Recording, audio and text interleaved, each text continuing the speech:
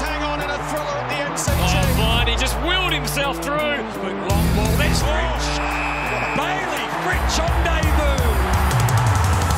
Hello, welcome again to Inside Melbourne, presented by our proud partner Zurich, episode 3 of this sensational podcast. Tommy Morris, hello to you. Hello, Clint. It's great to be back. It is good. Well, it's good that you're actually here. Well, I think we're very open and transparent on this podcast. Yeah, what happened last week? We need to explain what happened. I'm sure, well, I hope most of the listeners have been in this situation before, when you're tired before bed and you set your alarm and you flick it up on the iPhone and you've got a 50-50 chance, really. You're either AM or PM. And I set it for 6:30 PM, and as a result, I slept through the podcast last week. Completely unprofessional. I hold my hand up, and I apologise to every listener. You, Simon Goodwin, the great producers of the show. You were trying to avoid Simon Goodwin. Absolutely not. Not at all. I was in the press conference on the weekend, and big fan of Goody. He was waiting for you. He was waiting for you. Very disappointed. But anyway. Well, it was a terrific podcast. You obviously didn't need me because it rated really well from all reports. See you later. No, I'm back. Hey, do you want to intro our special guest? Yeah, this absolutely. Week? Because he's one of the senior leaders at the Melbourne Football Club. Yeah, and he's a Melbourne Football Club man through and through. So he's the co-captain, star midfielder of the AFL. Also, one of my favourite players as a kid growing up. I remember in the 2006 final series, the last finals we played, Nathan Jones was just a young fella. He actually doesn't look too different now from what he did then. And welcome to the podcast, Jonesy. Thanks, boys. I'm looking forward to this. I'm a big Joe Rogan fan, so yes. This is my first time on a podcast, so looking forward to it. Hopefully it rates as highly. Jonesy, I think it's important to be a touch reflective at the start and talk about the Geelong game on the weekend. Clearly there were positives. The fact they kicked 2 goals 5 in the second half was quite incredible. But can you talk us through what went wrong when we were on the back foot? Yeah, I think I probably spoke about this earlier in the week, but I reckon fundamentally around our defence was probably the main thing that we reviewed after the game. The fact that Geelong scored sort of 80 points in that first half versus 17 points in the second half probably reflects two sides of the game, really, and how we weren't able to sort of trap them in and defend them well enough, and their ball movement, being able to transition it end to end and score so freely and easily, particularly in that second quarter. It was a bit of a shootout early, and the lungs were definitely blowing. Yeah. But look, I think after halftime we made a couple of adjustments, just tactically, where guys sort of positioned themselves behind the ball and those kind of things, and we really got our defensive game going, which sort of from that stemmed, quality offense. And, our strength around the ball started to take over. That's a tick for the coaches, though, isn't it? The fact that you had the tactical adjustments you had to make, and you made them, and it clearly worked. Yeah, for sure. I think, early on in the game, there were some good things still happening. And in that first half, still some good things happening. But, they got hold of us in the second quarter. I can't remember how many goals they kicked. But, yeah, I think, I guess internally it was probably wanting to be able to address that a bit quicker on the field. What are some of the fundamental things each individual can do? So collectively, defensively as a group, we stay sound, and they probably opened us up a bit in that second quarter. But yeah, credit to the boys. I think there was real heart and grit shown with our ability to fight back, and some real character on display. Unfortunately, we couldn't get the job done, but I think there's a lot of positives to take out of it. There is indeed. Just one, the consistency. You mentioned it that second quarter, and it was an issue at times last season. What do you do to address it? I mean, I know it's an art. It's hard to strike, but how do you address that lapse? It's such a small margin. It's a game of real inches, and what we're talking about as far as defensively. It's really minute things, manning the mark, positioning in terms of defending an opponent, and it comes down to each individual. But we're trying to play a really team defense system that revolves around all 18 players, and that started to break down in the second quarter with Geelong's ability to find uncontested marks and our inability to not be able to defend that. So it's something that we're still working on. It was a real focus of us over pre-season, and Geelong are probably the best at it in terms of being able to find those uncontested marks and sort of keep moving the ball off the line and keep your defence honest. As I said, there was a few structural changes which helped us get going in the second half, but in the first half it was executing some fundamental skills around our defence that stem the flow of Geelong scoring. Not necessarily helping us score, but at least stemming the flow of Geelong scoring, and that's the real learning from the game. I was really interested at the very start of the game. You started on the wing. Now, it's not like we had Jack Viney in the middle or even Jordan Lewis in the middle, I think. These were young players. Christian Salem was in the middle, which is terrific to see. But as the captain of the club and a star midfielder, I was a little bit surprised by that. What is the thinking behind you playing on the wing, or more so on the wing, and getting some young guys through the midfield? That's probably just how we've sort of shaped up over the last probably 12, 18 months. Me in particular spending a bit more time on the wing. We tend to probably want to have more senior guys on the more outside of the contest just to be able to help, structurally set up. That's interesting, yeah. And running sort of, the right patterns offensively and defensively that sort of shape the ground for us in both phases of the game. I did spend some time in there as the game sort of rolled on, but those three boys that were in there, I think it sort of harks to the, I guess the depth that we've created over a period of time now. And, I think we've got sort of probably 10, 12, maybe 14 players that could potentially go through there. Throughout the pre-season period in particular, those three boys were probably the constant in there for, the start of games, and, they deserve their opportunity. And I think, it's a really positive sign for us with, the depth of midfield that we've got now. Maxi Gawn is big enough and ugly enough to look after himself, but as captain, what do you do post-match? Do you go straight to him? Yeah, I went straight to him, mate, after the siren. That's disappointing, but you got to keep it in perspective. Maxi was, enormous for us on the weekend with the performance he put out there. He's had a terrific pre-season. He's really stepped up as a leader.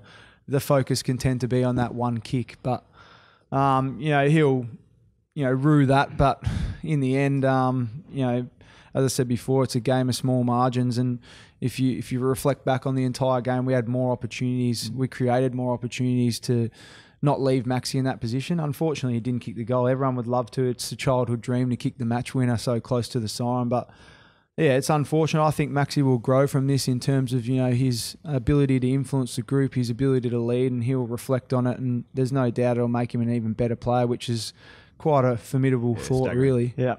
Max Gawn's miss was a skill error, but Jordan Lewis's 50-metre penalty was a mental lapse, and a bad one, and a costly one at that time of the game, because it was a pivot point in the way the match was being played. As a captain, how do you deal with that?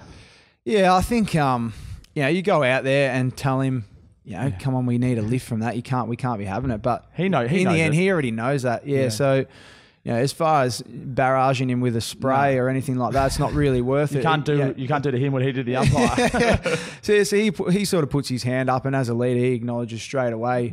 He's accountable for that, and he even mentioned it yesterday when we had our leadership review, how disappointed he was in that action. But it's sort of trying to take the emotion out of it and the frustration that he displayed. Generally he's a really calming influence on the team, but I think, in that point in time, we were sensing the game was probably getting away, and the frustration got the better of Geordie in that moment. It was just bizarre, Clint, because it was actually a professional foul, and it was a really good professional foul. The ball was getting away, and Geelong were on the. I thought that's smart from Geordie.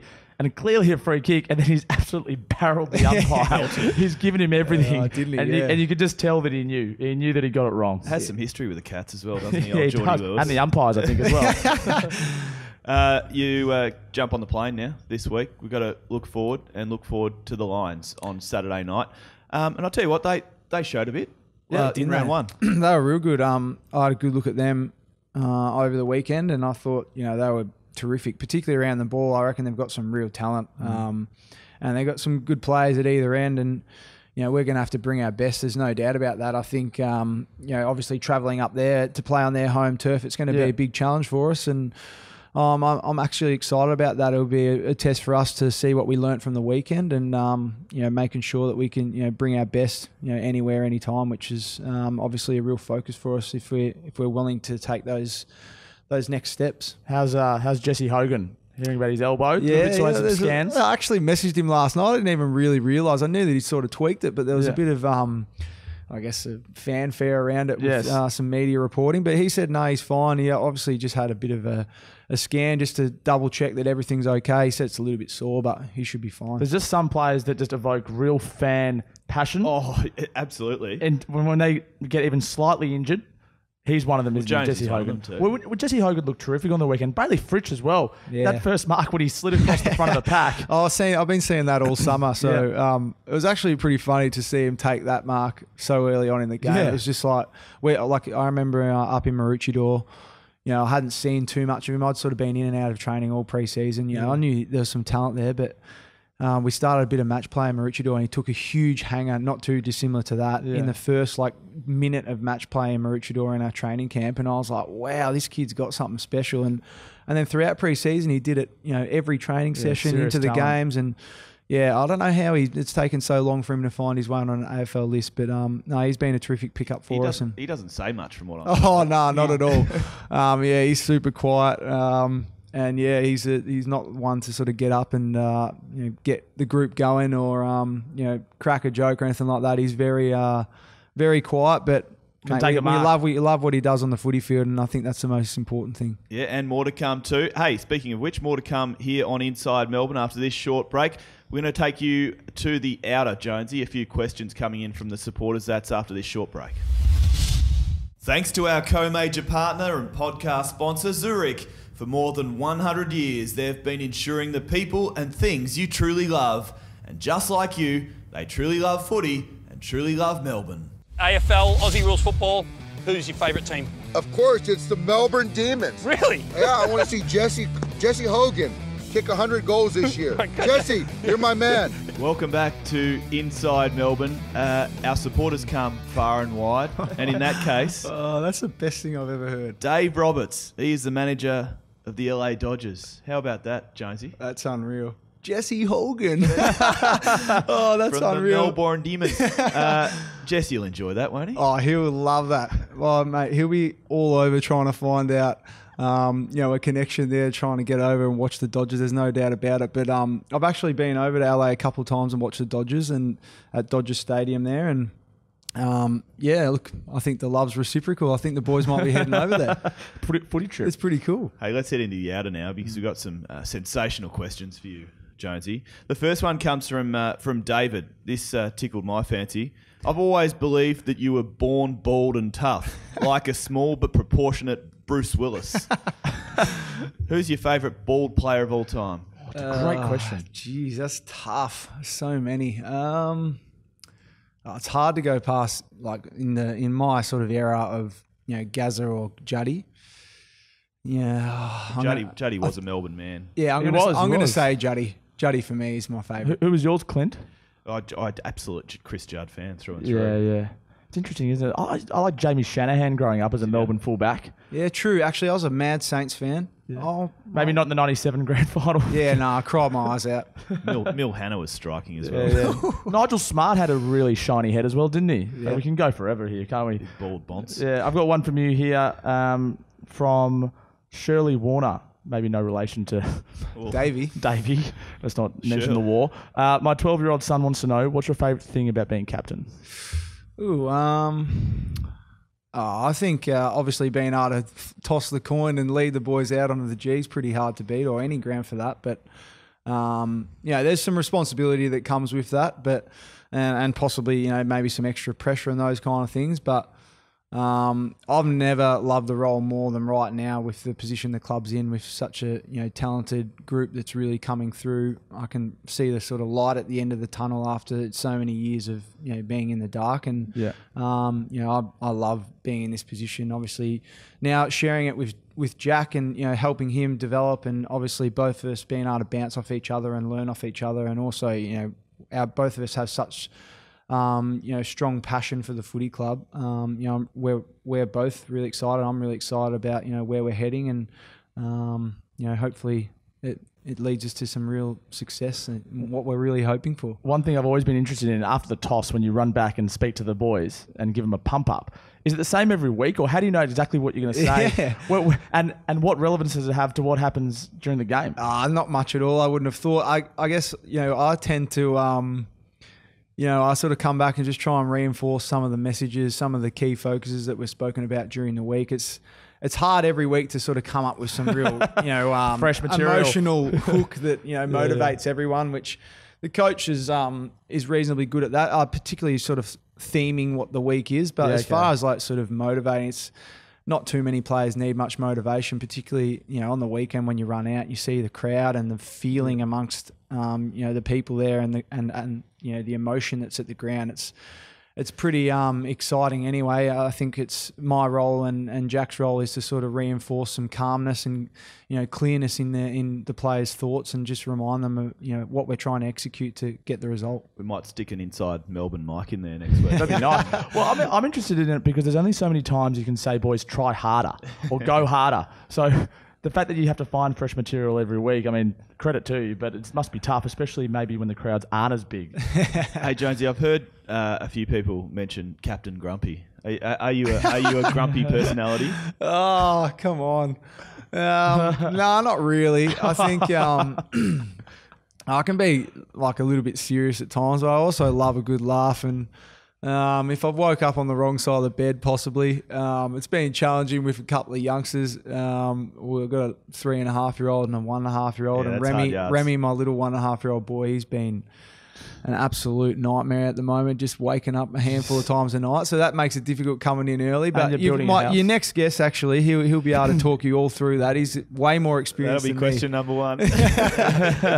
And you're building a house as well, Jonesy. Yeah, well, it's been an eye-opening experience. I took on an owner-builder project over the last probably 18 months to knock down our house that we had purchased a few years ago and then rebuild a new one. So I've got a bit of interest in sort of property development. I think the best way to sort of gain some experience in that field was to get stuck in reasonably hands-on. I haven't done too much hammering in nails or any of those kind of things, but more just project management kind of thing. And I'm lucky my old man's in the field. He's a builder, carpenter by trade, and my brother's a plumber. And when I come into the club, I've got your old man to bounce a few ideas off. Stanners. He's probably been ripping me to you. He has. Yeah. He was the one that told me about Captain Grumpy, actually. Oh, yeah, hey, true. So Jerry and yourself on the block? Is that potentially, maybe after footy. I don't know how it'll go, though. I've been highly strung. I'll give you the hot tip. I don't really deal well with, I guess, change or being, left to flap in the wind when, a trade has sort of let me down or been a little bit unreliable. But, that's sort of part and parcel of that industry, which I've probably learned over time. It's been able to juggle that side of things and have a bit of patience and sort of, troubleshoot on the run is probably the main skill that's been sort of involved. But I've really enjoyed the challenge of it. Speaking of the block, are you a reality TV fan, Jonesy? Yeah, I'm a massive fan. What do you like?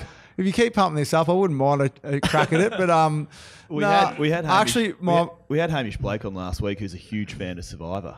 And said that you'd go all right. Yeah, I wouldn't mind. I've never really got into it, but I wouldn't mind having a crack at something. Are you like deceptive enough, though? I think you're pretty straight down the line. Yeah, I don't know. Maybe I could lie here. I think I'd back you in The Amazing Race. I'm actually right into, this is going to sound weird, but Maths. Bachelor in Paradise. I started watching it the other night. Jeez, that's entertaining stuff.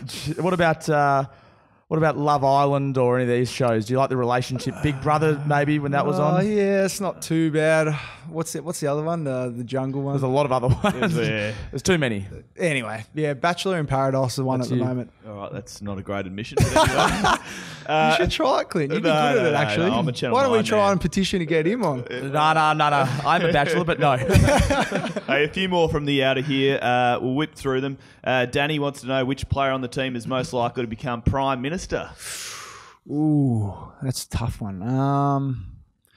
Geordie Lewis probably talks a big game. Yeah, would have thought. He's loves getting amongst the big wigs wheeling and dealing, and I think he acts a bit smarter than what he actually is, but he does a good job at it. He's he's actually quite deceptive. So I think Geordie. Cam Pedersen. Nah. That's our special guest still to come on Inside Melbourne. Tommy, you got another one? Yeah, I do here as well. Who do you prefer, Oscar McDonald or Tom McDonald, Jaden Hunt or Josh Wagner, Clayton Oliver or Jack Viney? Ooh. So we'll go first. So Oscar McDonald or Tom McDonald? Definitely Oscar. Jaden Hunt or Josh Wagner? Hunty for me. Yeah, and Clayton Oliver or Jack Viney? Oh, Clayton. And who is the biggest prankster in the team? This is from Ellie Byrne. Prankster. Harmsy enjoys a bit of a gag. Yeah. Did he go too far? No, he's not too bad. Oh, Gawny, obviously. Probably the number one who's quite funny and loves sort of stitching up guys is Jakey Melksham. Really? Yeah, Milkshake. Yeah, he's good. Yeah. He's real good. I like that. Hey, sensational to have you on board Inside Melbourne. I just want to finish off with one more. It comes from Ted Williams. He says, will you hold up the silverware in your playing career, Jonesy? I hope so. That's why I'm playing the game. Yeah, I think it's obviously been a dream. It was probably a pipe dream, 6 years ago when the club was in, probably dire straits at one point. And, I sort of, that's probably what kept me going really is just the dream of hopefully turning the club around and seeing the fans love us again and being respected again. And right now, I don't see that being too far away, really, in terms of us just being good enough to have a crack at it. I think we're capable. Our best is capable, but there's still some real hard work. We understand and respect the game as a group and realise, there's still a ways to go. But I think what we've assembled and the culture we're building right now, we're well on the right path. And as I said, I've said heaps of times, the game's of such small margins that it's been proven over the last couple of years with the Dogs and Richmond, what's capable from sort of any position in that top 8 now. So the challenge for us is just to keep pushing and, pushing towards an opportunity to play finals and continue to get better and more consistent. But, I believe that I can and I hope it's not too far away. So do I. So does Tom. So do we all. Nathan Jones, you're a champion. Thanks so much for joining us and good luck on Saturday night. Thanks, boys. Thanks for having me. Good fun. Inside Melbourne continues after this with Cam Pedersen.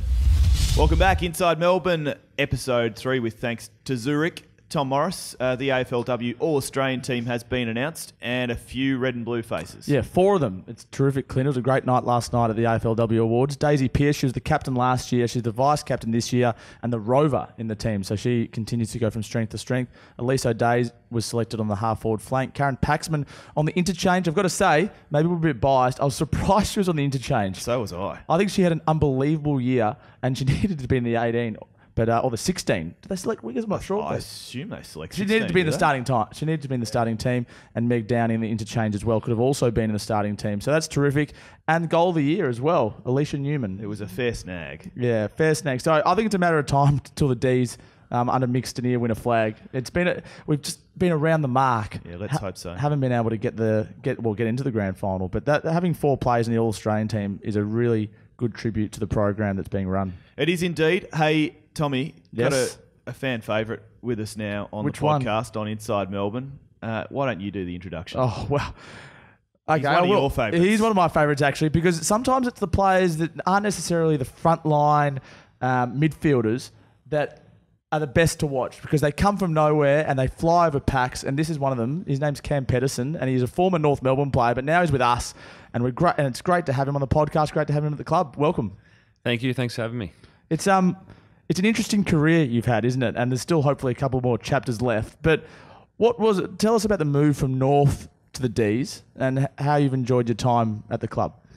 Yeah, the move was obviously a big thing for me. I just had my first child when I first got drafted, and North Melbourne are a great club, really family orientated, and had a really good first year, and then the second year fell out of favour, and manager said Melbourne were really keen to come and have a look at me, and Todd Viney came and had a chat to me and said, we're not flying at the moment, but we've got a plan in place, and hopefully in 3 or 4 years down the track we'll be knocking on the finals door, and there's a role for you there to play as long as you come with the right attitude. Was there any anxiety about the Demons? Clearly we weren't flying at the time, and North Melbourne was going pretty well in the midst of a pretty successful period without a flag.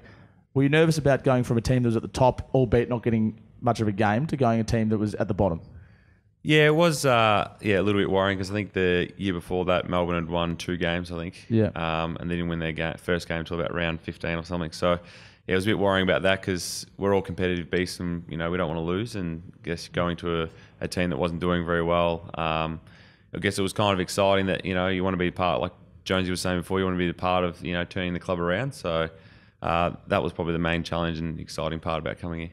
Hey, welcome, Cam. Thanks for being here. I want to take you back to last year, and it was a sensational year for you personally. Filled with challenges. You had to fill many voids, but what was last year like for you?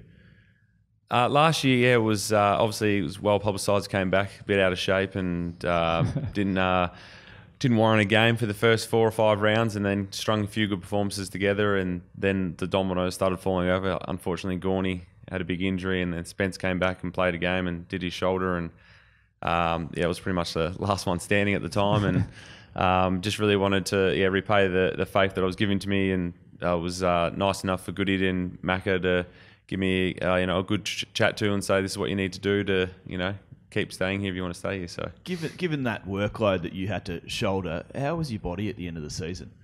Body was pretty good, actually. I keep telling I'm getting younger. So I'm Benjamin Button, so I just need to change my Burfie into the 90s instead of the 80s and I'll be fine. 1-year contracts for the last 3 years. How do you find that mentally, going to work every day, knowing that you've got to perform or there might not be one on the table the next year? That's the reality, isn't it? Yeah, I think it's great. Obviously, I'd love to sign a 2 or a 3 year deal. Or a Buddy Franklin 10-year deal would be right. 10 year would be great. Yeah, I played all on 40. Sort of deal you're on at Fox. Yeah. I think it's good though. It keeps you motivated. Because literally, as I say, round 1 could be my last game, or this week against Brisbane could be my last game. So it makes you want to try a little bit harder and want you to work on your game. And every game is pretty much like a gift. So that's great. Really cherish it. The D supporters love you, Cam Pedersen. Do you feel that love, especially in the MCC members? I know that sitting in there from time to time, geez, they love pedo. They? They do get around me, which is really nice. Why do you think they get around you? I don't think it's just because they can probably relate to me. I haven't had things easy. I haven't come through the TAC and kind of come through, a high draft pick and, the old term you get given games. And I think I've had to work for my games, and I think they like the way that I play. I'm pretty more of a crash and bash more than an outside flary player. I think people can relate to me. What about this kick you had on the weekend from the boundary line? And I've seen you kick goals from there before. I've seen you load up from 50 or 55 out and actually bang them through, but you decided to chip it up and Max Gawn took the mark and then missed the goal. Was there a little bit of you that wanted to be the hero from in front of the MCC members?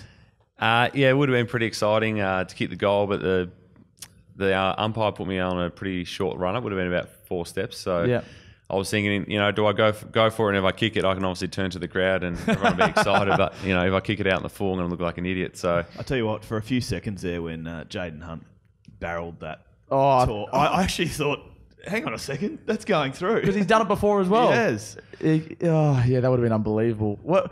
How was the mood of the team after the game? Because clearly you don't want to settle for honourable losses, but in many respects, that's exactly what it was. It was a loss against a very good football team where, for most of the game, we played some pretty good footy. Yeah, Goody was pretty measured. He said, it's one game. If we'd won, the media would be drumming us up as being flag favourites, and if we lost, we'd be, they'd be on our back straight away.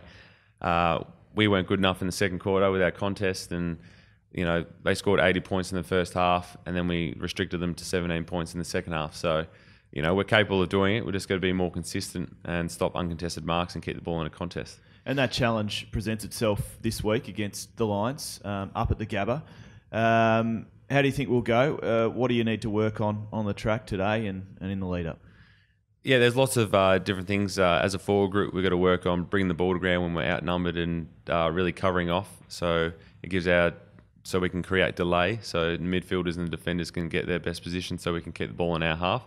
So that's what we'll be working on today is our defensive mechanism, because I think our offense is in pretty good shape, but if we can restrict people's scores and get more re-entries, we'll be in a better spot. How hard is it being a forward in today's game? Presumably a lot harder than it was 10 years ago, because you're expected to defend quite fiercely for the entire game, aren't you? And as you said, keep the ball in your forward half. What percentage of time do you spend working on your defensive game?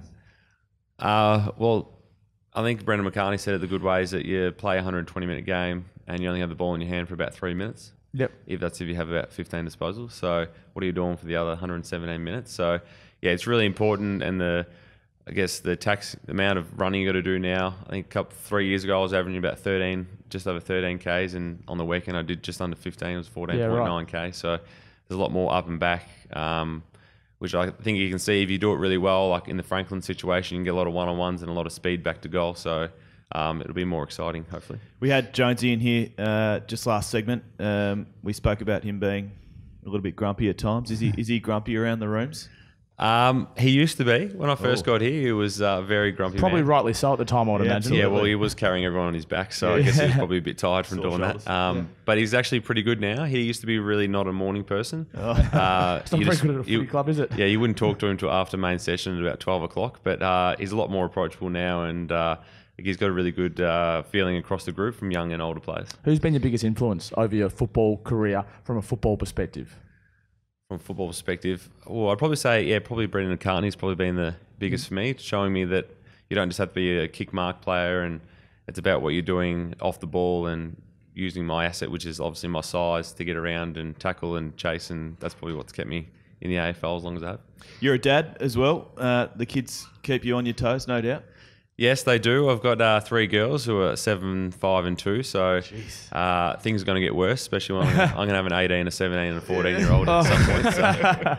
So I'll be retired by then, though, unless I'm Dustin Fletcher. So, they're really they're a good bunch of kids, which is good. So, and they all look like their mother, which is a bonus. What about them as footballers? Do they dream of playing footy? Do you ever kick the footy with, especially the 7-year-old? Yeah, Charlie does Oz kick. She's fairly good. She's very tall. She's probably better at basketball. Yeah. Which is good because I think basketball's good for coordination, and then hopefully she can push into football later. Because obviously I've played more than one game for Melbourne, so I've got the father-daughter rule. Father-daughter rule would be great, wouldn't it? Would be sensational. That would be awesome. A bit of WNBL into father-daughter rule for Melbourne would be great. It probably won't be able to at that point because footy will be more professional in the women's game. Yeah. Hey, Cam Pedersen, thanks so much for joining us here on Inside Melbourne. It's a pleasure to watch you out on the G and anywhere around Australia for that matter. And Saturday night, a big challenge for the club. Best of luck there at the Gabba. Too easy. Thanks for having us, boys. Hey, Tom, it's been another jam-packed episode. Yes. The captain, Cam Pedersen. The cult figure. And that audio from the Dodgers, that's extraordinary. Unbelievable. Yeah, I heard that this morning when I was driving in. I thought to myself, we've got to play that in the podcast. And we get here, and it's all ready to go. So you can tell it's a very slick operation, Clint. Slick operation. Inside Melbourne continues next week with thanks to Zurich. In the meantime, go Demons on Saturday night. Go D's.